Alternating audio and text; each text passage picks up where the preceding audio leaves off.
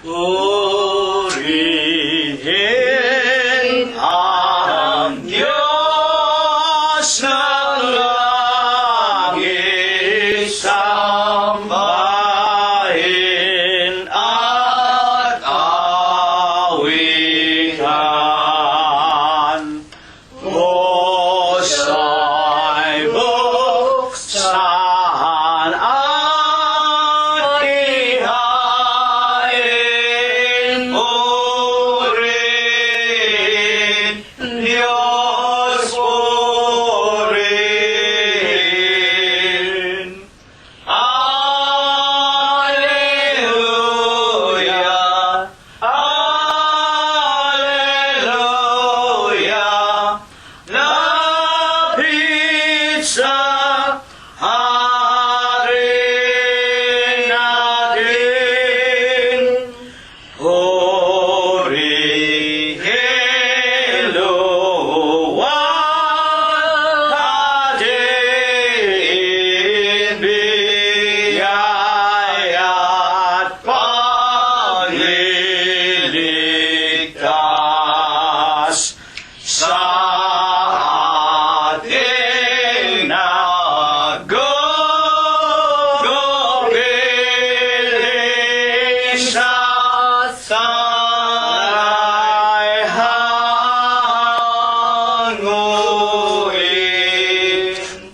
Alleluia, Alleluia,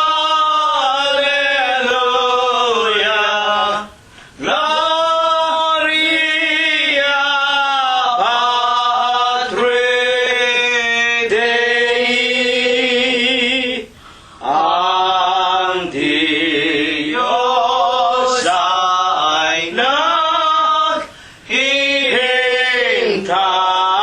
siya ay nauuhaw. Dologin, dologin natin, sambahin, dumalangin. Alleluia,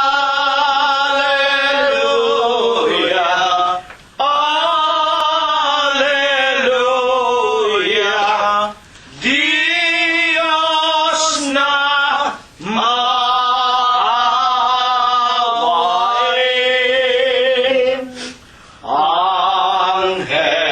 Angeles sa kaitaasan, nagpupuri-purihin. Halina mga kapatid sa templo ng amang Diyos. Alleluia, Alleluia, Diyos purihin, purihin.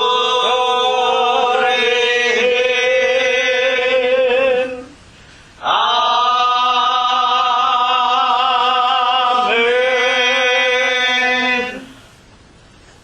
Sa banal, sakdal, napaka makapangyarihang pangalan po ng ating nag-iisang buhay na Diyos.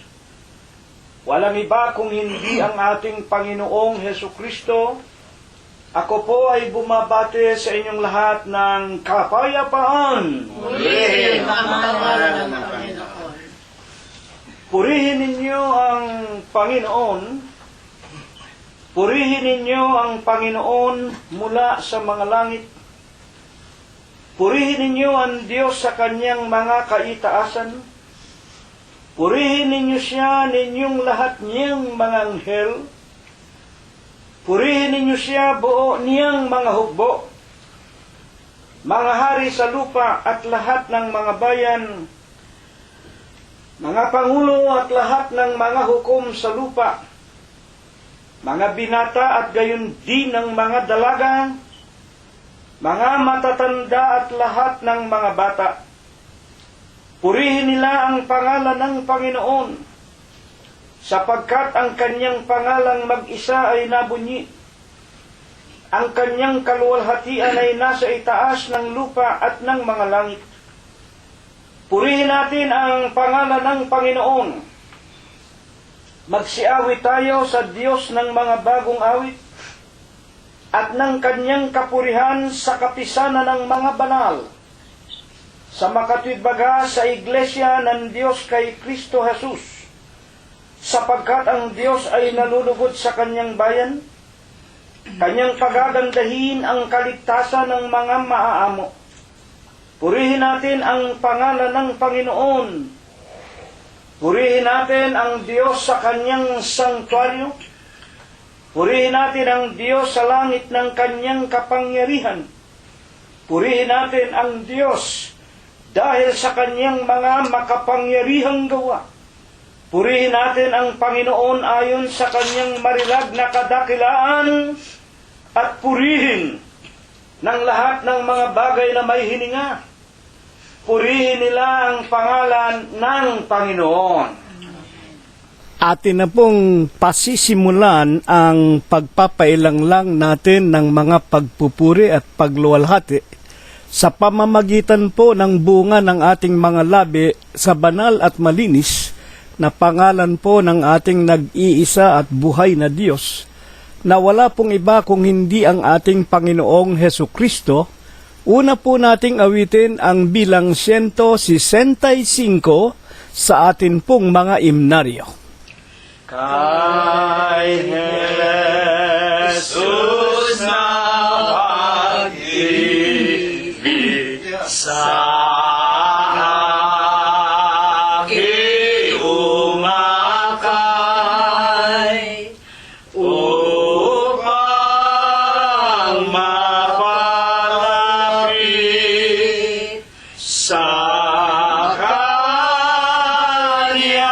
paanan. Malawak niyang tangkilik, hindi mapakayan ang katumbas ay langit ng tuwa at buhay, at tamis na pag-ibig ni Kristong tumangkilik, dusay kanyang dinis dahil sa pag-ibig. Siya ay namatay, pagsintang dalisay. Siyang tanging dahilan, ang dugong walang salay, kanyang pinadaloy.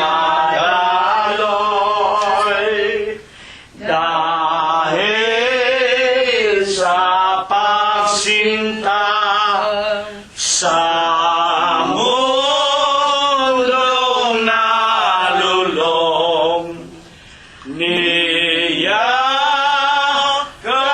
iyang dusa, hirap at linggatong, nang tayo ay mahango sa pagkaparol. Matamis na pag-ibig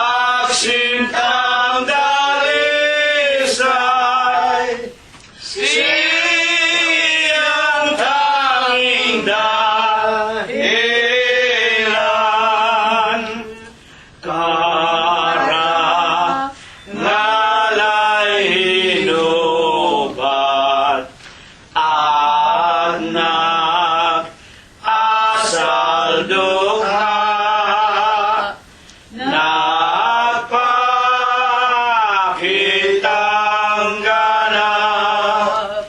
Gintong halimbawa,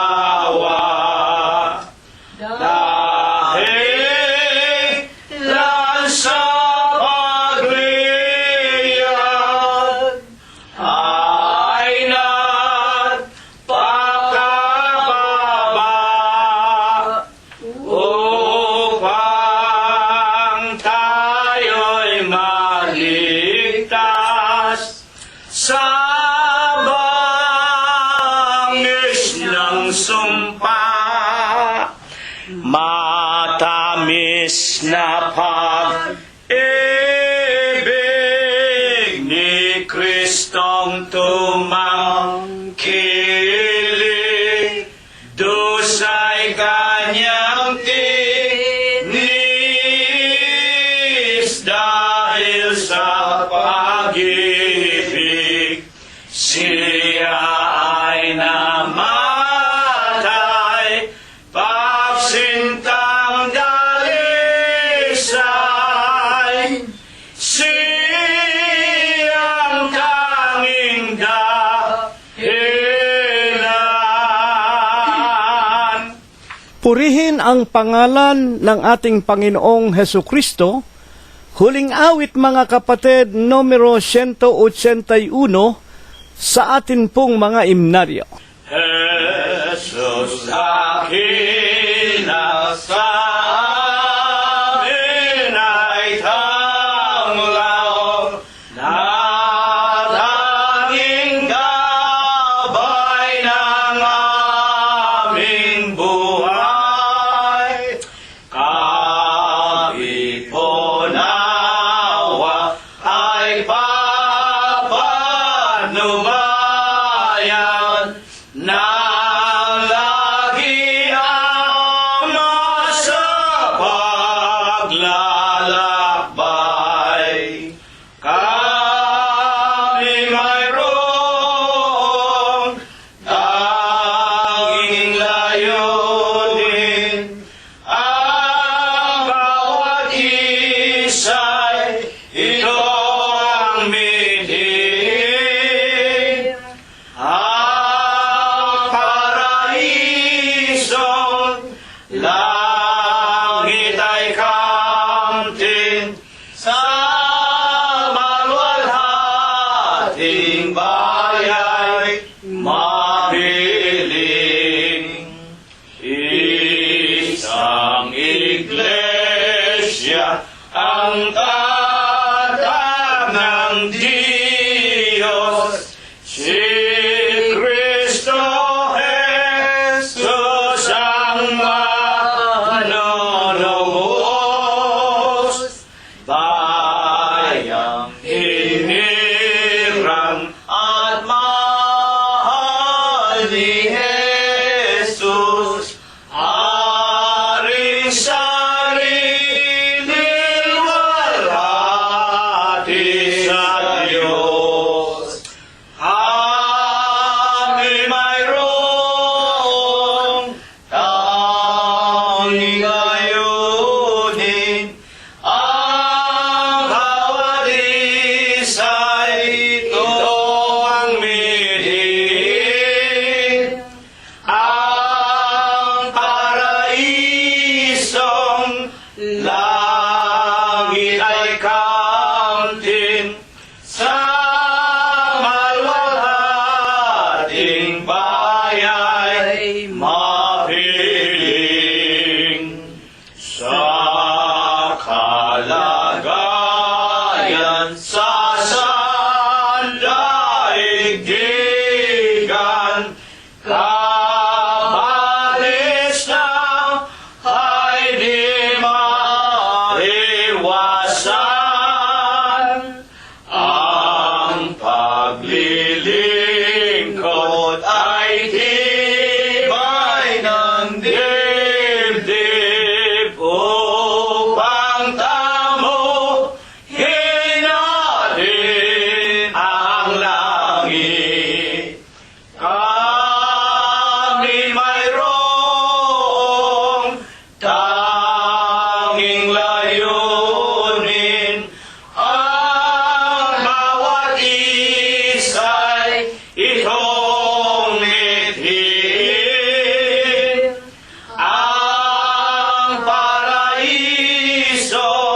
langit ay kauntin, ang maluwalhating baya'y mapiling. Dakilang Panginoon po naming Diyos, Ama na lubha kapong kagalang-galang, Ikaw po ay Diyos na sadya kapong kapita-pitagan, nag-iisa kapong Diyos na buhay, ang may-ari, ang lumalang ng lahat ng mga bagay, ang Diyos na pinakamakapangyarihan kapo sa lahat. Ama, na sakdal ka sa iyong pag-ibig. Sagana ka po sa kagandahan ng iyong kalooban. Napakadakila mo sa iyong mga pagbibiyaya. Ngunit ikaw po ay Diyos na tunay na napakabanayad sa iyong mga kagalitan. Ama, na ikaw po ang nag-iisa at buhay na Diyos, pinagtapatan, pinaghandugan ng kanilang mga buhay. Ikaw ang Diyos ni Abraham, ni Isaac at ni Jacob, ng iyong mga banal na propeta sa bansa ng Israel, na sa mga huling araw ay kinahabagan mo din po ang aming minamahal na ama at ina. Tinawag mo po sila, Panginoon, sa mga kadiliman ng sanglibutang ito. Inilagay mo sila sa iyong banal na kawan, sa iglesia ng Diyos kay Kristo Jesus. Pinaglingkuran ka din po nila hanggang huling hibla ng kanilang mga hininga sa ibabaw ng sanglibutan. Ama, sa banal, sakdal at malinis na pangalan mo pong Kristo Jesus, masusulyapan mo po muli kaming mga magkakapatid, mag-aanak at mga magkakaibigan. Una na nga po dito sa silong ng iyong dampang tahanan sa Los Angeles. Pagkatapos pong mangagpailang lang kami ng bunga ng aming mga labi na sumasamba, pumupuri, lumuluwalhati sa marangal at malinis mong Kristo Jesus. Ama, itinitiklop namin ang aming mga tuhod. Nangangayupapa, nagpapakumbaba kami sa iyong banal na paningin. Abutin mo po, Panginoon, ang aming taos sa pusong mga pagpapasalamat. Maraming salamat sa iyo sa isang linggong mga araw na matulin mo po, na pinalipas na muli sa buhay ng bawat isa sa amin. Salamat, Ama, dininig mo ang aming mga pananambitan. Wala ka pong binawian ang buhay sa sino man sa amin. Pinakain mo kami araw-araw, pinagbubuksan mo kami ng magagandang pintuan ng kapalaran. Pinalakas mo rin, pinagaling ang aming mga pangangatawan. At higit sa lahat, maraming salamat, Panginoong Hesukristo, na patuloy mo po kaming tinuturuan at inaaralan, pinakakain mo kami, binubusog, pinaiinom mo kami ng iyong mga banal na aral, ng iyong banal na ebanghelyo, ng iyong mga banal na salita, na lipos ng espiritu at lipos ng buhay, na siya pong nagpapalakas at nagpapatibay ng aming mga pananampalataya. At maraming salamat gayon din. Hindi mo pinag-urungan ng kahabagan, binigyan mo ng buhay, kagaling at kalakasan. Una na nga po ang aming sariling mga minamahal na mga kabyak ng puso, ang aming mga anak, mga manugang, mga apo, kasangbahay at mga kamag-anakan sa laman. At sinasampalatayanan po namin na maging ang mga lalaki at mga babae sa buong sanglibutan, na dahil sa pagpapalago mo ng karunungan, sa pamamagitan po ng internet, Panginoon, sila man nakarinig ng iyong banal at malinis mong pangalang Diyos at Kristo Jesus, ng iyong banal na iglesia. Ama naming Diyos, kasakasama rin namin sila sa Espiritu, nakikipagkais at nakikipagtipon sa pakikinig at pag-aaral ng iyong banal na ebanghelyo, na kung ito po ay aming pananatilihan at pagtatapatan at susundin sa bawat sandali ng aming mga hiram na buhay. Ikaw po ang nagsabing, kung kami magtitiis sa paglilingkod sa iyo hanggang kamatayan, Pagkakalooban mo po kami ng buhay na walang hanggan. Amang banal, sinasamba ka namin.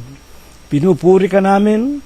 Niluluwalhati ang iyong banal, ang malinis mong pangalan, sa Espiritu mo po't sa iyong kagilagilalas na kaliwanagan. Panginoon, kung kami nagkasala, kung kami nagkukulang pa rin sa iyo, huwag mo sanang gawing dahilan upang sa Huwebes ng gabing ito ay huwag mo kaming turuan, sapagkat nalalaman naming karumal-dumal sa iyo ang mga pananalangin at paglilingkod ng mga taong masasama pa rin at hindi nagbabago ng kanilang mga masasamang kalooban.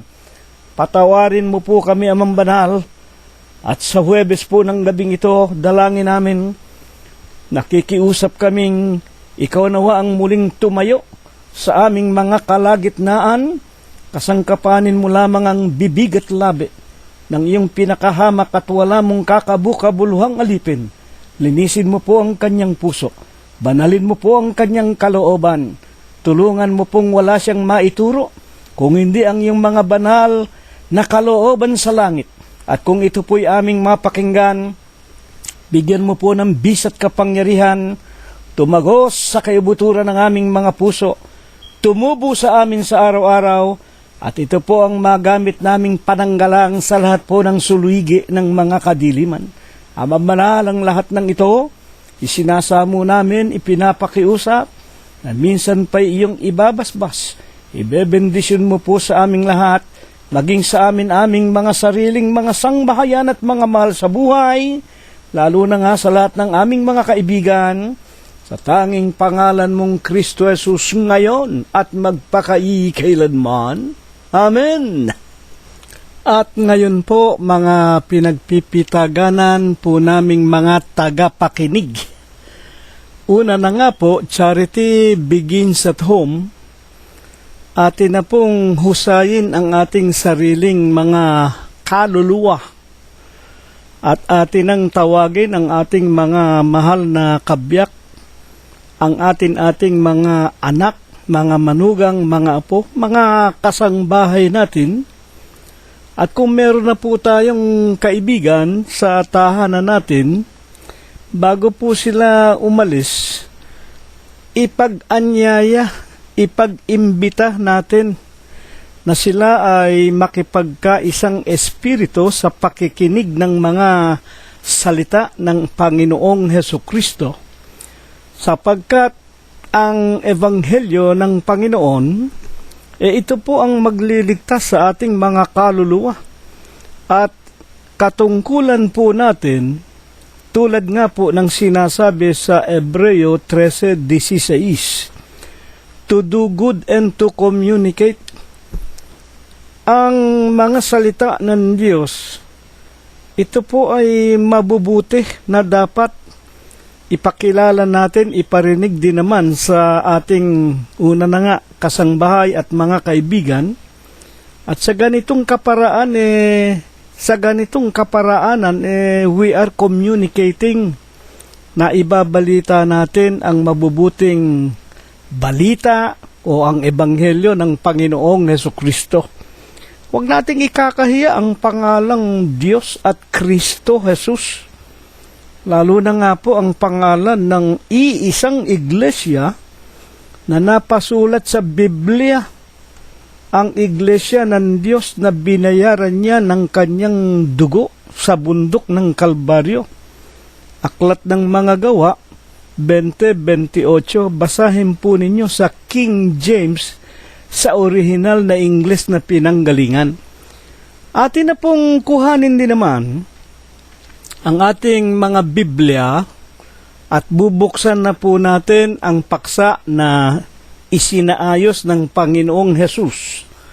At sa Huwebes ng gabing ito, ipinadala sa atin sa bisa ng kanyang kapangyarihan. Romanos Kapitulo 10, versikulo 15. Ang unang bahagi, basahin po natin sa King James na pinanggalingan ng Bibliang Tagalog. And how shall they preach except they be sent?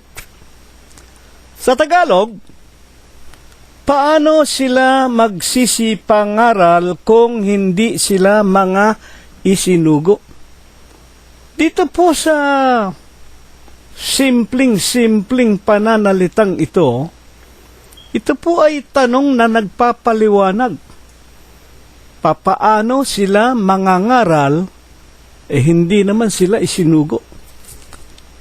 Kaya ito po ay nagpapaliwanag na hindi makakapangaral ang isang hindi isinugo, walang autoridad. Kumbaga sa isang tao, nagtuturo siya, wala naman siyang lisensya bilang isang teacher o isang guro. Para ito'y ating maliwanagan, ang unang itatanong natin, sino po baga at paano po makikilala ayon sa banal na kasulatan ang mga sinugo na siyang ating pinakapaksa, Romanos 10:15. Buksan po natin ang 10:15, ang huling bahagi naman, ikalawang bahagi. Gaya nga ng nasusulat, anong pagkaganda ng paa niyaong mga nagdadala ng masasayang balita, ng mga bagay na mabuti. Ano po ito? Ito po ang ikakikilala sa tinutukoy ng ating paksa na mga isinugo ika na merong autoridad at lehitimo na magdadala ng mabubuting balita. Ang gaganda ika ng kanilang mga paa. At atin din pong basahin sa Bibliang English. As it is written, how beautiful are the feet of them that preach the gospel of peace and bring glad tidings of good things. Ang tinutukoy po rito na good tidings, ito po yung gospel. Yung gospel, yan po ay dalawang salita. God at spell, salita ng Diyos, na ito nga po ang magbibigay ng kapayapaan at ng mabubuti sa ating mga tao kung ito po ay ating tinatanggap at sinusundan. Papaano naman pahahalagahan ng bawat tao ang mabubuting balita, ang gospel? Paano ito dapat nating pahalagahan at ipahayag sa ibang mga tao din naman ayon sa itinuturo ng mga santong sulat? Ituloy po natin ang ating pag-aaral. Buksan po naman natin ang Mateo 16:26. For what is a man profited if he shall gain the whole world and lose his own soul? Or what shall a man give in exchange for his soul? Bakit po ito ang binasa natin? Ang tanong natin, bakit ba dapat nating pahalagahan ang ebanghelyo o ang mabubuting balita? Ang sagot ng Panginoong Jesucristo, ano ang itutumbas? Ano ang pakikinabangin ng tao kung makuha man niya o ariin man niya ang buong sanglibutan, mawala naman ang kanyang kaluluwa? O ano ang ibibigay ng tao? Ano ang ipapalit ng tao sa kanyang kaluluwa? At pag binabanggit yung kaluluwa, yun po ang tinatawag na buhay. Ang kaugnayan po ng mabubuting balita, naroon po sa mabuting balita ang ikabubuhay natin, lalo na nga ng ating mga kaluluwa. At alam po natin, ang kaluluwa, pinakamahalaga sa lahat ng bagay. Ayon nga po sa Panginoong Jesucristo, ibibigay ng tao ang lahat ng bagay alang-alang sa kanyang buhay. Sapagkat ang buhay ang mahalaga sa lahat. Mahalaga kaysa kayamanan, ginto, pilak. Aanin mo ang ginto, aanin mo ang pilak. Kung patay ka naman, kung wala kang kaluluwa. Mga kapatid, ano po baga ang banal na kaugnayan ng mabubuting balita o ng gospel sa buhay nga nating mga tao? Marcos 16:15 hanggang 16, ang Panginoong Jesucristo nag-utos sa kanyang mga alagad bago siya pumanik sa langit nang matapos na niya ang kanyang gawain dito sa lupa. At sinabi niya ni Jesus sa kanila, magsiyaon kayo sa buong sanglibutan at inyong ipangaral ang ebanghelyo, yung gospel, yung mabubuting balita sa lahat ng kinapal. Ipangangaral ang ebanghelyo. Kaya nga ayon kay Apostol Pablo, Romanos 10:17, ang pananampalataya ay nanggagaling sa pakikinig. At ang pakikinggan, alin? Ang salita ng Panginoong Diyos o ng ating Panginoong Hesukristo. Kaya nga ipinag-utos niya, baka makalimutan ng mga apostol bago siya pumanik sa langit, ipangaral ninyo, iparinig ninyo, ituro ninyo sa buong sanglibutan, sa lahat ng tao, ang aking ebanghelyo, ang mabubuting balita sa lahat ng kinapal. At sa 16:16, ang sumasampalataya at mabautismuhan ay maliligtas. Ito nga po ang kaugnayan ng ebanghelyo o ng mabubuting balita sa ating mga tao. Ang ebanghelyo, ito ang buhay natin. At hindi lamang dito sa lupa, ito ang magbibigay ng buhay hanggang doon sa buhay na walang hanggan, sa paraiso ng Diyos. Dapat ito'y pakinggan, dapat ito'y ipangaral, dapat ito'y ituro sa lahat ng tao, sapagkat ang wika pa man din, Marcos 16:16, ikalawang bahagi, ang hindi sumasampalataya ay parurusahan. Nakakakilabot po. At kung ano ang ipaparusa sa mga tao na hindi nakarinig, hindi sumampalataya, at hindi na bautismuhan, sangayon sa itinuturo ng banal na kasulatan, ang kanilang bahagi sa dagat-dagatang nagniningas na apoy at asupre, ang ikalawang kamatayan, Apokalipsis Kapitulo 21, versikulo 8. Ngayon, ayon po sa banal na kasulatan, maging noong una pa man, panahon pa ng matandang tipan, papaano ipinararating ng Diyos ang kanyang mabubuting balita? Ayon sa nakasulat sa matandang tipan. Paano nakakarating yung mga mabubuting balita? Meron na bang mabubuting balita noon? Basahin natin, mga kapatid, ang kasaysayan, kung babasahin ninyo doon sa Genesis, yun po, nandun lahat ng kasaysayan magmula sa paglalang ng Diyos sa langit, sa lupa, sa buwan, sa mga bituin, sa mga araw.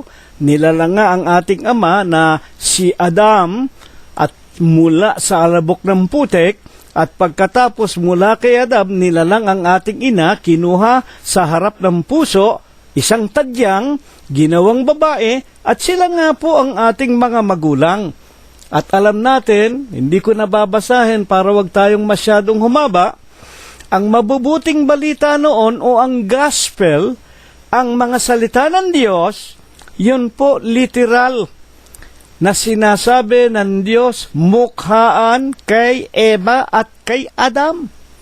Ang sabihin nga niya, nasa inyong mga kamay ang tinatawag na kapamahalaan sa lahat ng mga hayop, sa lahat ng mga lumilipad, sa lahat ng mga umuusad, sa lahat ng mga punong kahoy, sa mga bunga, sa mga gulay. Ang lahat ng bagay na yan, makakain ninyo. Yan, mabuting balita. Naturuan si Eva at si Adam na ang lahat pala ng mga nilalang ay para sa tao, para ikabuhay nila. Sa makatwid, personal, harapan, yung mabuting balita, ang Diyos mismo ang nagsasalita sa sa tao na kanyang nilalang. Una na nga si Eva at si Adam. Ngunit, nang suwayin ng ating ama at ina, ni Eva at ni Adam, ang kautusan na huwag kakain ng bunga ng pagkakilala ng masama't mabuti, alam natin ang nangyari, pinalaya sila sa paraiso ng Eden. At sila nga po ay nagpasimula na nagbungkal ng lupa para may makain. Sa tulo ng pawis, kakain ka ng tinapay. At ang tao na nung araw ay walang kamatayan sana, pinasok na sila ng sari-saring karamdaman. At ang ating ina sa tuwing maglilihi, dumaranas ng susun-susong mga paghihirap. Sa kanyang lupang katawan, dumami ang tao. Naging anak, si Cain, si Abel. At pagkatapos nga po mga kapatid, alam natin ang kasaysayan at patuloy na dumami ang mga tao. Paano na nagsasalita ang Diyos ng mga panahong marami na ang tao, ngunit nasa labas na sila ng paraiso ng Eden. Bayaan natin ang mga apostol ang magpaliwanag sa Hebreo Kapitulo 1, versikulo 1, ang Diyos na nagsalita ng unang panahon sa ating mga magulang. Yan po, literalo, nakipag-usap kay Eva at kay Adam, ating mga magulang niya. At nang mailabas na nga sila, paano na nangyari nang dumami na ang mga tao? Lalo na nga po nang dumating na si Abraham, si Isaac, si Jacob, ang bansa ng Israel o ang bayan ng Diyos. Sa iba't ibang paraan, nakikipag-usap ang Diyos at sa iba't ibang panahon sa pamamagitan ng mga propeta. Kaya nga po meron ng itinalaga ang Diyos ng mga propeta at ang unang-unang propeta nga po na napasulat sa Genesis, walang iba kung hindi si Moises. At nang matulog na si Moses, sa kanyang edad na 120 nang patulugin o mamatay na siya, inihalili na ang propetang si Josue. At nagkasunod-sunod na po sa bawat lakad ng panahon hanggang nabuo na po ang bansa ng Israel nang tanggapin na po ang lupain na binubukala ng pulot at ng gata. At itinalaga naman ang mga propeta na katulad ng lalaking si Samuel. At ng panahon ng mga hari, dumating na ang mga propetang katulad ni Jeremias, ni Isaias, ni Mikas, ni Amos, hanggang kay Malakyas. Kaya nga, ano ang isinasabi ng banal na kasulatan tungkol sa pagsasalita ng Diyos sa pamamagitan ng mga propeta sa kanyang mga lingkod? Buksan natin ang aklat ni Propeta Jeremias sa kanya pong 6:16. Talaga bang ang mga propeta ang bibig ng Diyos ng kanilang kapanahunan upang ang mabubuting balita ay dalhin sa kanila? Buksan natin Jeremias 6:16. Ganito ang sabi ng Panginoon, magsitayo kayo sa mga daan at magsitingin kayo at ipagtanong ninyo ang mga dating landas. Ito po'y napasulat, humigit kumulang 760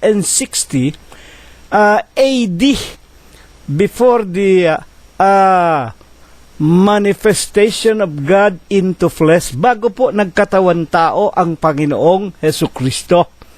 Ito po yung pagkakataon, kapanahunan na ng paghahari ng mga Israelita, na sila nga po ay bansag na at kilalang-kilala na isang makapangyarihang bansa.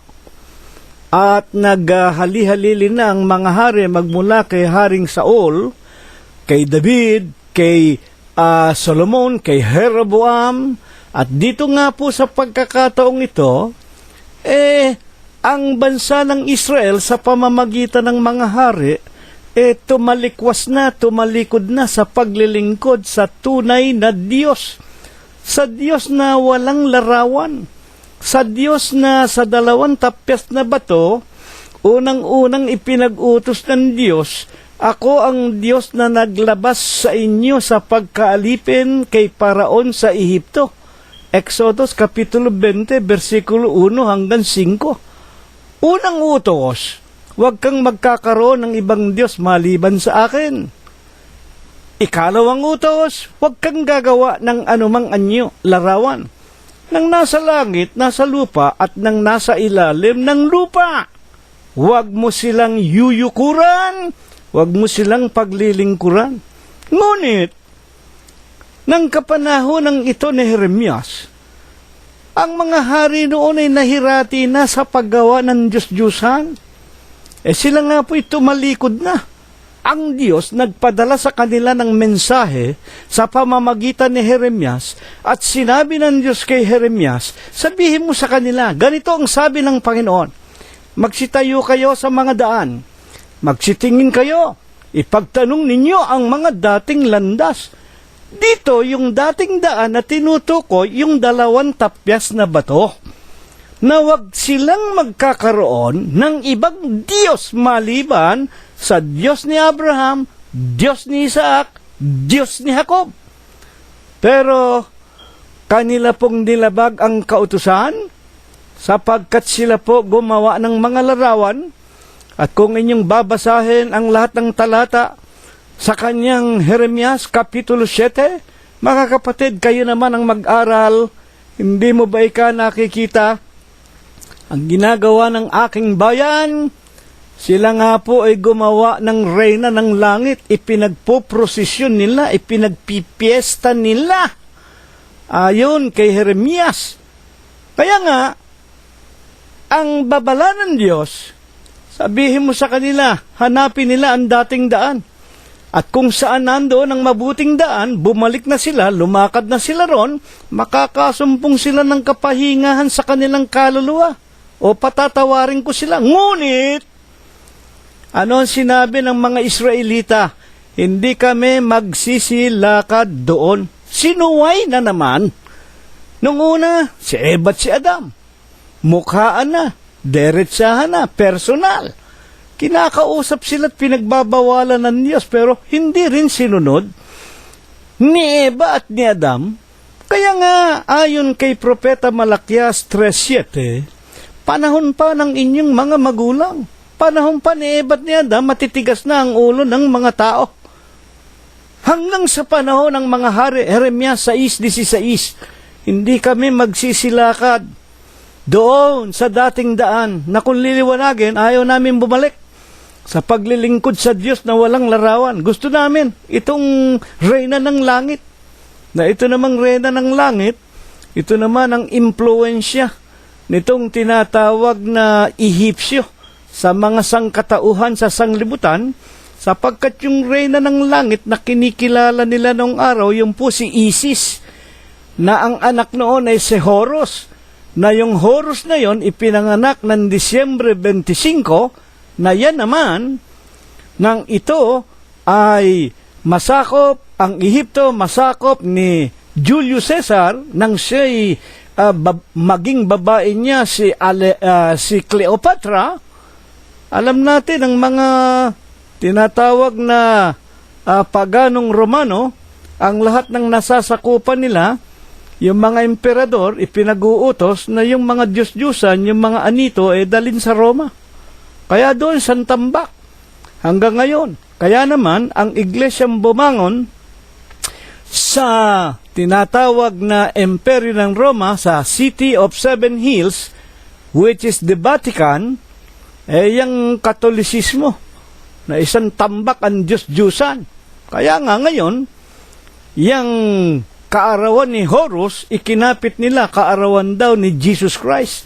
Wala ka namang mababasang petsa ng kapanganakan ng Panginoong Jesucristo at kailanman ang Diyos hindi pwedeng ipanganak. Yan po ay tandaan natin. Yan po ay mga asal, utos na ng mga paganong Romano. Kaya nga, ano ang sinasabi at hinanakit ng Diyos sa kanyang sariling bayan? 6:17 ng Jeremias, ako'y naglagay ng bantay sa inyo. Yan. Nakikipag-usap ang Diyos. Naglalagay ng mga propeta, sila ang tinatawag na autorisadong magbigay ng mensahe o ng gospel. Salita ng Diyos, mabubuting balita. Ako'y naglagay ng mga bantay sa inyo na aking sinasabi inyong pakinggan ang tunog ng pakakak. Ngunit, kanilang sinabi, hindi kami makikinig. Kaya ang bansa ng Israel, ipinahintulot ng Diyos sa kapighatian, ibinigay sila sa kamay ng mga kapahamakan at mga kaaway.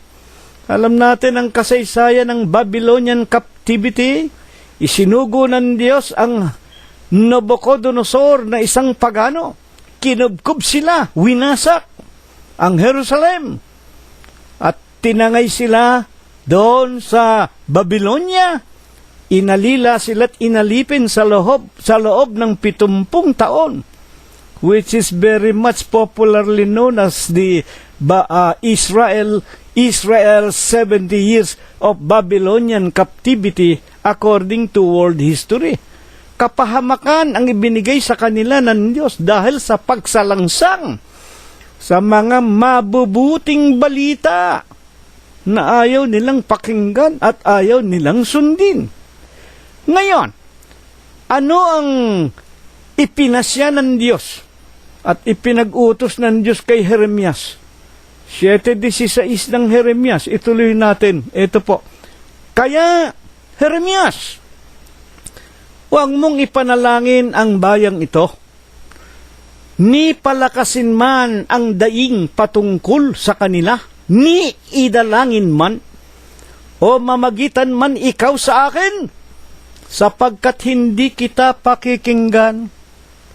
Nakita na ninyo yan? Alam po ba ninyo? Noong ang bansa ng Israel, hindi pa naglilingkod sa mga larawan, kahit na anong pagkakamali nagawa ng mga hari o ng mga Israelita, ipinapanalangin ng mga propeta at dinirinig ng Diyos ang panalangin habang nabubuhay yung Israelita na nagkasala. At sila ay pinatatawad ng Diyos. Ngunit, kapag ang pagkakasala na ginawa ng isang tao, lalo na nga utos ng hari, ang pagsamba sa larawan, Diyos-Diyusan, mga inanyuan, na ginawa ng kamay ng tao, wala pong kapatawaran yan. Nagtataka lamang tayo kung bakit sa huling araw na ito nga, bakit ang daming mga relihiyon, una na nga simbahang Katoliko, kung kani-kanino pinaluluhod, pinasasamba, patay na mga tinatawag na banal daw, mga santo, maging kay Birhen Maria, kay Pedro, matagal ng patay. Sabihin mo nang sila ay nakasulat sa Biblia at nakasama ng Panginoong Jesucristo, pero wala po tayong makikita sa Biblia na ipinag-utos ng Diyos na hahalikan natin ang kamay ng mga matagal ng mga patay na yan, ang kanilang mga larawan, sambahin, ipagprosesyon. Bawal na bawal po yan. Ang wika ng Diyos, huwag mong ipanalangin, hindi kita pakikinggan. At sa 7:20, kaya ganito ang sabi ng Panginoon Diyos, Jeremias, narito, ang aking galit, ang aking kapusukan, mabubuhos sa dakong ito. Tinutukoy hindi lamang Israel. Ang Israel ang naging modelo lamang na dapat sana hindi gumagawa ng pagsamba sa larawan, na kung liliwanagin, kapag ang Israel sinumpa ng Diyos, dahil sa kanilang pagsamba sa larawan, lalo na nga, yung mga hentil, yung mga hindi naman Israelita, hindi naman bayan ng Diyos at nananatili sa pagsamba sa ibang mga Diyos at mga larawan, mananatili, alin? Mabubuhos ang kapusukan, ang galit ng Diyos sa mga tao, saan pa? Sa mga hayop, sa mga punong kahoy, sa parang, sa mga bunga ng lupa, masusupok at hindi mapapatay, walang katapusan, eternal damnation.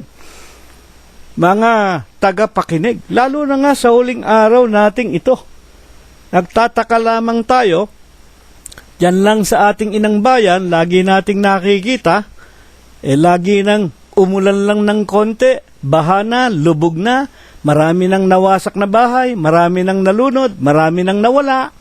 Kutakot-takot ang tinatawag na kapighatian.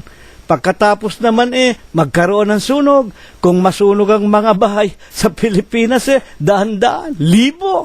Pagkatapos makikita natin yung mga tagtuyot. Makikita natin yung pagkawasak ng mga punong kahoy.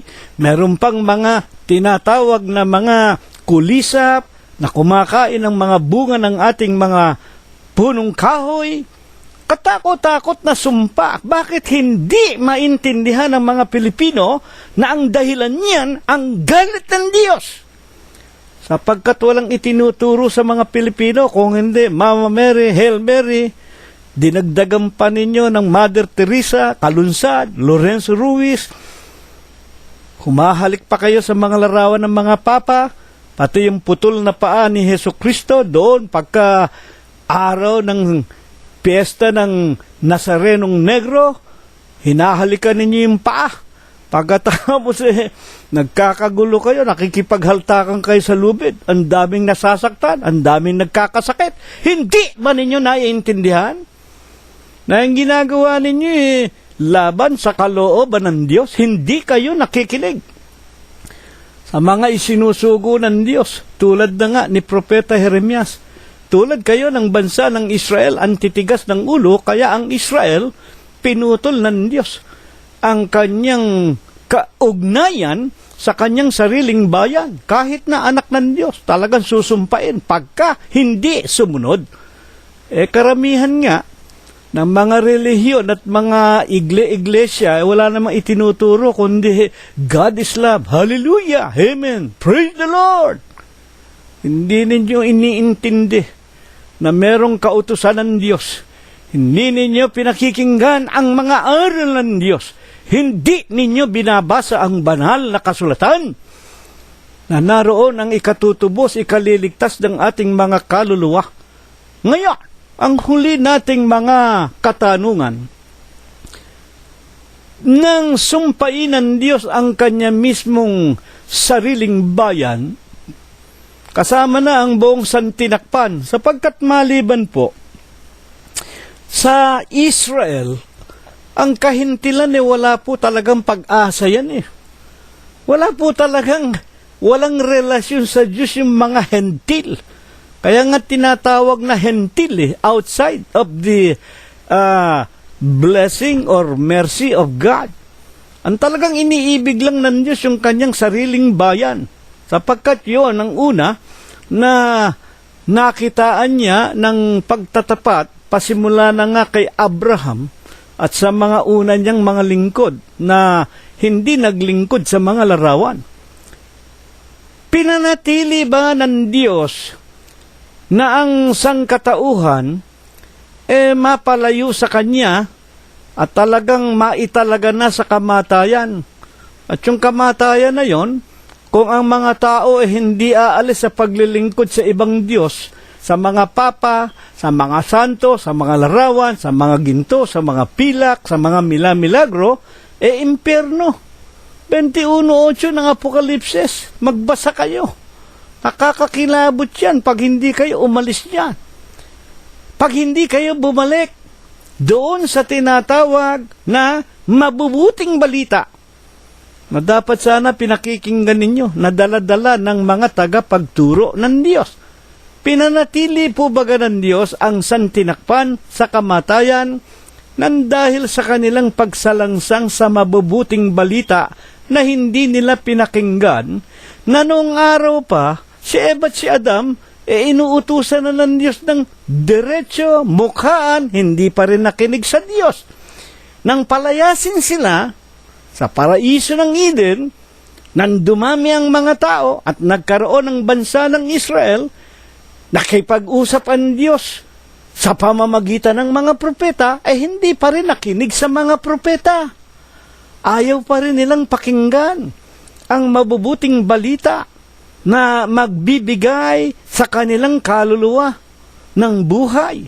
Sangayon sa ating pag-aaral, ano ang ginawa ng Diyos? Ikalawang Samuel 14:14, basahin natin. Sapagkat tayo ay mga mamatay na walang pag-asa, ito pong sinasabi ni Propeta Samuel, tayo. Ito po'y tumutukoy sa bansa ng Israel. Si Samuel nga po, Israelite. At siya nga po ang propeta noon. Maganda ang kanyang mga paa, tagapagdala siya ng mabubuting balita. Ang wika ni Samuel, ikalawang aklat, 14:14, sapagkat tayo'y mamamatay na walang pagsana at gaya ng tubig na mabubuho sa lupa, hindi na makukuha pang muli. Na kung liliwanagin, ayon kay Samuel, nagalit na ang Diyos sa atin dahil sumamba tayo sa mga larawan, itinalaga na tayo sa kamatayan at tiyak na impyerno tayo, na hindi na mapupulot pang uli, ngunit nag-alis man ang Diyos ng buhay, kundi humanap ng paraan na siya na itinapon ay huwag mamalagi na tapon sa kanya. Ito ang Diyos na pag-ibig. Ito ang Diyos ng bansa ng Israel. Ito ang Diyos ni Abraham, ni Isaac at ni Jacob. Bagaman sa galit niya isinumpa niya ang kanyang bayan, huwag mo nang ipanalangin, wala nang kapatawaran, humana pa rin ang paraan ang Diyos na ang mga Israelita. Huwag mamalaging patay, huwag mamalaging tapon at walang pag-asa. Humanap siya ng paraan. Ano nga po ang paraan na ginawa ng Diyos? Basahin ninyo ang Filipos, Kapitulo 2, versikulo 5 hanggang 10. Magkaroon kayo sa inyo ng pag-iisip na ito'y na kay Kristo Jesus di naman.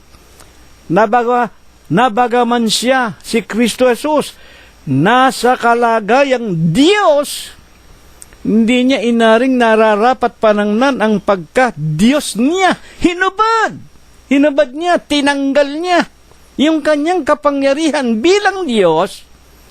Hinubad niya ito, nag-anyong alipin at nasumpungan sa kalagayan ng isang alipin, nag-anyo nga na tulad sa isang tao, naging masunurin para magbigay ng halimbawa, naging tapat hanggang kamatayan sa krus.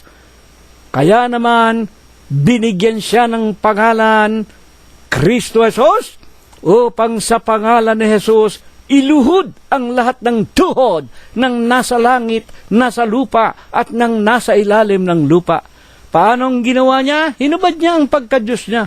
Paano hinubad ang pagka-Diyos? San Juan, Kapitulo 1, versikulo 1 hanggang 5 at 14. Nang pasimula siya ang berbo ay Diyos, sumasa Diyos. Ang berbo ay Diyos.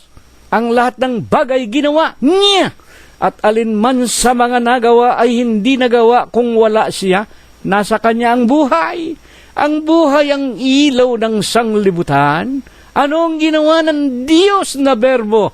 1:14 ng Juan, nagkatawan tao ang berbo. At nakita namin ang kanyang kalwalhatian, gaya ng bugtong ng Ama. Kaya siya tinatawag na anak ng Diyos. Nang siya magkatawan tao, lumagay siya bilang isang halimbawa para ang isang katulad niya maging anak ng Diyos. At sa San Juan 8:24 at 27, mamamatay kayo sa inyong kasalanan kapag hindi kayo sumampalataya. Ang wika ng Panginoong Jesucristo nang magkatawan tao na siya, kapag hindi kayo sumampalataya, ako siya. Hindi nila napag-unawa na ang tinutukoy sa kanila ni Kristo, pag hindi kayo sumampalatayang ako nga siya, ay tungkol sa Ama, mamamatay kayo sa inyong kasalanan. At inulit pa man din, Kapitulo 8, 56 hanggang 58 ng San Juan, nagalak ang inyong ama na si Abraham, na kanyang makita at masumpungan niya ang aking araw, at ako'y kanyang nakita, at siya ay nagalak. Ang wika ng Panginoong Hesus, at nang mapakinggan ito ng mga Hudyo, pinukol siya ng bato. Nagalit sa kanya. Mga tagapakinig at mga magulang, ikaw ikay namumusong. Paano ka makikita ni Abraham ilang daang taon ang pagitan ni Abraham na aming ama sa iyo? Sinabi ng Panginoong Jesucristo 8:58, katotohanan ang sinasabi ko sa inyo, bago si Abraham, ako nga. Bago pa ang tatay ninyo, ako na. Ako nga. Kaya nga nang magpakita siya kay Moses doon sa bundok ng Horeb, sa isang anyo ng punong kahoy na naglalagablab pero hindi natutupok, sabihin mo kay Paraan, isinusugo ka ni ako, yaong ako nga. Wala pa si Abraham, siya na. Ako nga. Siya rin ang Diyos ni Moses. At sa Mateo, nang magkatawan tao ng Panginoong Jesucristo, 16:18, sa ibabaw ng malaking batong ito, upon this rock I will build my church. Alin ba yung malaking bato? Sabi ng simbahang Katoliko, si Pedro. Si Pedro po matagal nang patay. Si Pedro po tao. Si Pedro po, ang ibig sabihin ng salitang Pedro sa wikang Latin, Petrus. Maliit na bato, stone. Alin may malaking bato? Mateo 7:26 hanggang 28. At ang sinumang nakikinig ng aking mga salitang ito, at kanilang sinusundan o sinusunod, itutulad ko sa mga taong matalinong nagtayo ng kanilang bahay ng kaluluwa sa ibabaw ng malaking bato. Sino? Yung malaking bato? Alin yung malaking bato? Yung salita. Pag sinunod ninyo, yung ebanghelyo, yung mabubuting balita na dinadala sa inyo ng mga mensahero ng Diyos o ng mga sugo ng Diyos na magaganda ang kanilang mga paa tulad ng mga propeta. Ayon sa itinuturo ng Panginoon 7:26, pag pinakinggan natin ang ebanghelyo, sinunod natin, matalino tayo. Nagtayo tayo ng bahay sa ibabaw ng malaking bato. Bumuhos ang malalakas na ulan. Humampas ang malalakas na hangin. Pinalo ng malalaking alo ng bahay na yon na natiling nakatayo sa salita ng Panginoong Jesucristo. At sa 28, ang nangakikinig, ngunit hindi sinusunod, mga mangmang, kakilakilabot ang kanyang pagkagiba. Sa makatwid, pag nakatayo kayo sa ebanghelyo ng tao, hindi ng Panginoong Jesucristo, mamamatay kayo, kakilakilabot. Bakit? Sa impyerno! Alin nga yung iglesia na itinayo? Si Kristo ang ulo ng katawan. Kolosos 1:18. Ano ang katawan na itinayo ni Kristo? Sa makatwid bagay ng eklesia o iglesia. Ano ang eklesia? Sa Grego, eklesia. Sa Ingles, body of God. Katawan ni Kristo. Mga ginigiliw na tagapakinig. Yun ang itinayo. Yung katawan ng Diyos, katawan ni Kristo. Ay, ano ang pangalan? 2:14 ng unang Tesalonica. Nagsisitulad kayo sa iglesia ng Diyos na nasa Judea. Kay Kristo Jesus. Bakit sa Judea? Naroon ang Jerusalem. Nang sabihin niyang itatayo ko ang aking iglesia sa ibabaw ng malaking batong ito. Anyo 32 sa Jerusalem ng Judea. Ayon sa itinuturo ng mga banal na kasulatan. Ngayon, nang maitayo na ng Panginoon ang tinatawag na kanyang iglesia, ano ang unang-una niyang ginawa? Basahin po natin, buksan natin ang Mateo 10:1 hanggang 8. Pinalapit niya sa kanya ang kanyang 12 alagad. At sa ibang mga kasulatan, alam natin, isa-isa, pinuntahan si Pedro, si Juan, si Andres na mga mangingisda, at si Mateo na maniningil ng buwis. Sumunod kayo sa akin. Gagawin ko kayong mamamalakaya ng mga tao. Mateo 10:1-8, pinalapit niya ang kanyang 12 alagad, tinuruan niya, inaralan niya, at pinagsabihan niya, pangaral ninyo ang aking ebanghelyo, at huwag kayong lalabas ng bansa ng Israel. Hanapin muna natin ang mga nawawalan tupa sa bahay ni Israel. At tinanggap ninyo ng walang bayad, ipangaral ninyo ng walang bayad, libre. Ngayon, magtataka ka kung wala kang kwarta, hindi ka bibinyagan. Kung wala kang kwarta, hindi ka ipapanalangin. Kung walang kwarta, mananatili sa impyerno yung mga kamag-anak mong patay. Ni hindi makakaabot ng purgatorio. Pati purgatorio, wala naman sa Biblia yan. O ano nangyayari ngayon? Salapi. Mga tagapakinig. Kaya dito, sinasabi ng ating paksa, paano sila mangangaral kung hindi naman sila isinugo? Ang mga isinugo, hindi naniningil, hindi namimilit, hindi humihingi na ikapo, at hindi pinaparangalan yung kanilang mga sarili. Walang itinuturo kung hindi yung ebanghelyo, yung mabubuting balita. Tinawag nga niya ang una 12 apostol, at sa Mateo 15:24, nang maihanda na niya, and he answered and said, I am not sent but unto the lost sheep of the house of Israel. Hindi ako naparito kung hindi upang hanapin ko ang nawawalan tupa sa bahay ni Israel. At yung mga nawawalan tupa sa bahay ni Israel, yun ngang mga Israelita, yung mga anak niya na lumiko ng landas, sumamba sa mga larawan, at ang mga kaluluwa nun ay tulad sa mga tupang nawala. Ang ginawa ng Diyos, nang siya'y gumawa ng paraang magkatawan tao, una niyang hinanap yung bahay niya muna, yung mga kamag-anak niya muna. Kaya nga, charity begins at home. At ang aral nito, tayong mga magkakapatid, unahin muna natin yung ating mga mahal sa buhay, bago natin hanapin yung mga kapitbahay at mga kaibigan. Pag nakita na natin ang ating asawa, ang ating mga anak, ang ating mga apo, ang ating mga kamag-anak, nasa bahay na ng Diyos, saka natin hahanapin yung ibang nawawala. At sa Apokalipsis 7:4, nakita ko, narinig ko ang bilang ng natatakan sa bahay ni Israel na 144,000 na natatakan sa bawat angkan ng mga anak ni Israel. Ang ibinunga ng pangangaral ng Ebanghelyo ng Panginoon at ng 12 angkan, 144,000, 12,000 each tribe of Israel. 12 tribe, time is 12. Sa makatwid, 144,000. Ngayon, ano ba ang naitatak sa kanila?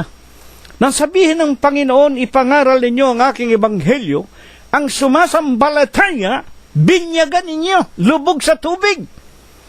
Saan bibinyagan? Sa pangalan ng Ama, Anak, Espiritu Santo, na kung liliwanagin, Iglesia ng Diyos kay Kristo Jesus.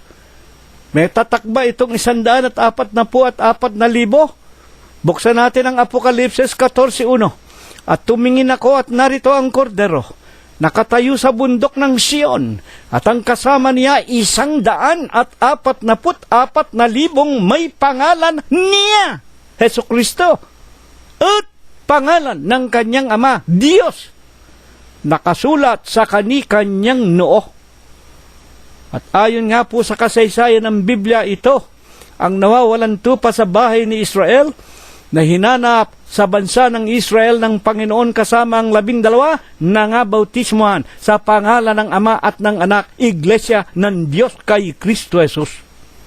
Napakaliwanag po.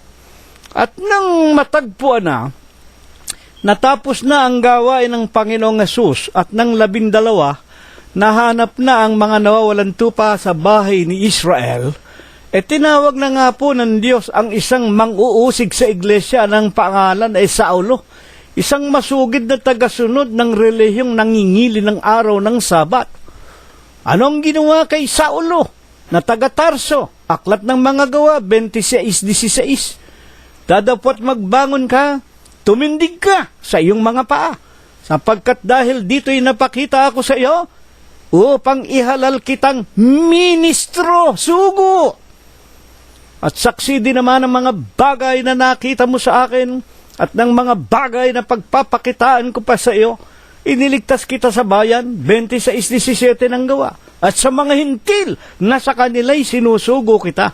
Nang matapos na ang gawain ng 12 orihinal na mga ministro, mga sugo, mga apostol, nalihiti mo, may autoridad sa ating Panginoon Diyos na nagkatawan tao, mangaral kayo.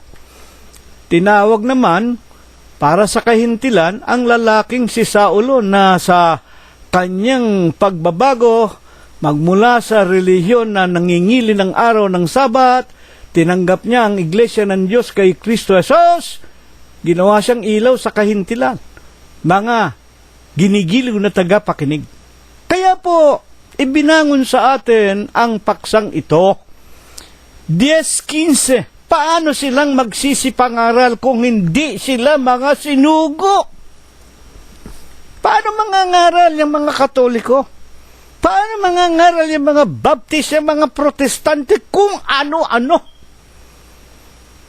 Paano mangangaral yung mga iglesyang tayo ng tao? Si Kristo, tao lang. Sa inyo, ang obispo ninyo, sugong anghel?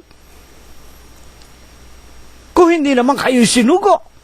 Pero sinasabi nila, sinugo raw sila. Patunayan ninyo. Ayon sa Biblia, wala na pong isinugo. Tapos na. Tapos na yung mga pagsusugo ng personal na pagtawag ng Diyos. Totoo ba yan? Mga kapatid at mga magulang, tunay ba yan? Na wala nang ibang isinugo ng personal o binigyan pa ng autoridad? Sang-ayon sa banal na kasulatan, hayaan ninyong Panginoong Jesucristo ang magpaliwanag. Mateo 24:4, sumagot si Jesus at sinabi sa kanila, mag-ingat kayo, huwag kayong mailigaw nino man. Mag-ingat kayo, huwag kayong mailigaw nino man. Lahat ng tao, kamukha na sinasabi ni Apostol Pablo, Romanos 3:10, walang matuwid, wala kahit isa. Puro sinungaling lahat yan. Puro magnanakaw yan. Puro negosyante yan. Mag-ingat kayo. Baka mailigaw kayo nino man. Walang sugo, wala. 24:5. Mateo, sapagkat marami ang magsisipa rito sa aking pangalan, magsasabi ako ang Kristo, ililigaw ang marami. Marami ang dumarating, hindi ba? Sugo kami ni Kristo, sugo ang anghel ang obispo namin, dala namin si Kristo, darating na ang Kristo, 2001. Hanggang ngayon, 2017 na, wala pa ang Kristo. Ililigaw ang marami. Wala na po yung authorized messenger of God sa huling araw na ito. Sino na po baga naman? Kapatid na Cirilo, kung wala nang autorisadong messenger of God sa huling araw, sino ang talagang sugo sa atin at dapat nating pakinggan? Efeso 3:10. Upang ngayon sa pamamagitan ng iglesia, ngayon 2017, merong sugo sa pamamagitan ng iglesia. Ano ba gagawin ng iglesia? Maipakilala sa mga pamunuan, kapangyarihan sa sangkalangitan, ang kapuspusan ng karunungan ng Diyos. Amen! Sa makatwid, iglesia po ang sugo sa huling araw. Ano ba ang iglesia? Iglesia ng Diyos kay Kristo Jesus. Unang Tesalonica 2:14. Paano pinatunayan ni Apostol Pablo? Buksan natin ang Hebreo 1:1. Ang Diyos na nagsalita ng unang panahon sa ating mga magulang sa iba't ibang panahon ni Eva at ni Adam, ang Diyos literal nakipag-usap kay Eva at kay Adam. At sa panahon ng mga propeta, sa iba't ibang paraan sa pamamagitan ng mga propeta. Sa huling araw, nagsalita sa atin sa mga huling araw na ito sa pamamagitan ng kanyang anak, si Kristo Jesus, na siyang itinalaga Palibhasa 1:3, siyang sinag ng kanyang kaluwalhatian, tunay na larawan ng kanyang pagkadyos, umaalalay ng lahat ng mga bagay sa pamamagitan ng salita ng kanyang kapangyarihan, ng kanyang magawa na ang paglilinis ng mga kasalanan, lumuklok sa kanan ng karangalan sa kaitaasan.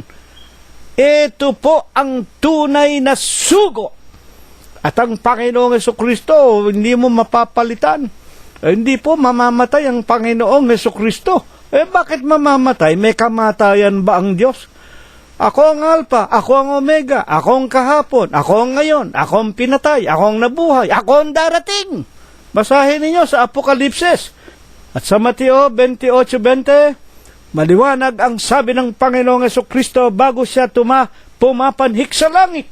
Pagkatapos niyang masabing ipangaral ninyo ang aking ebanghelyo sa mga alagad na naiwan niya ng panahong iyon, at ang wika ng Panginoong Hesus, naririto, ako'y sa inyo palagi hanggang sa katapusan ng sanglibutan. Bakit palagi?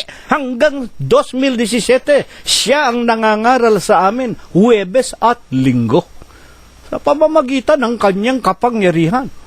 Kaya nga, Diyos 32:27 ng Jeremias, ako ang Diyos ng lahat na tao. May anumang bagay ba na mahirap sa akin? Walang mahirap sa Kanya.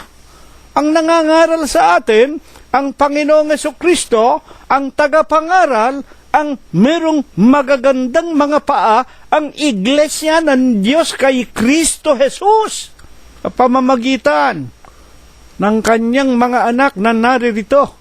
Ngayon, sa araw at oras na ito, nakakapakinig tayo ng salita ni Kristo, Ebanghelyo, mabubuting balita. Si Kristo ang ulo ng katawan sa makatwid bagay ng iglesia. Si Kristo ang tagapagligtas ng katawan sa makatwid bagay ng iglesia. Iisa ang iglesia na kanyang ililigtas. Iglesia ng Diyos kay Kristo Jesus. Ang wika ni Apostol Pablo, 1 Korinto 15:1 at 2, ligtas kayo kung matama ninyong sinusunod ang Ebanghelyo na sa inyo ay aming ipinangangaral. Nasaan ba si Pablo? Nasa iglesia ng Diyos kay Kristo Jesus. Doon inilagay ang mga autorisadong unang orihinal na 12 at si San Pablo. Basahin po ninyo 1 Korinto 12:28, at nang magpakamatay si Judas, inihalili si San Matias. Ito po ang naliwanagan natin. Hindi makapangangaral ang ibang iglesia, maliban na ang iglesia ng Diyos kay Kristo Jesus. Paano sila mangangaral? Ang Katolisismo, ang mga Protestante, kung hindi sila mga isinugo. Ang iglesia ng Diyos, 3 ng Efeso, isinugo sa atin sa huling araw. Ito nawa ang ipagpala. Ito nawa ang ibasbas sa atin ng Diyos magmula ngayon, magpakaikailanman. Amen. At ngayon ay tanggapin natin ang walang hanggang pag-ibig, walang hanggang pagbibiyaya, pakikipisan, kaaliwan, pamamatnubay at ang kagalingan, ang hindi maulatang banal na biyaya, basbas at bendisyon, pagliligtas at pagpapagaling ng kanyang banal na espiritu.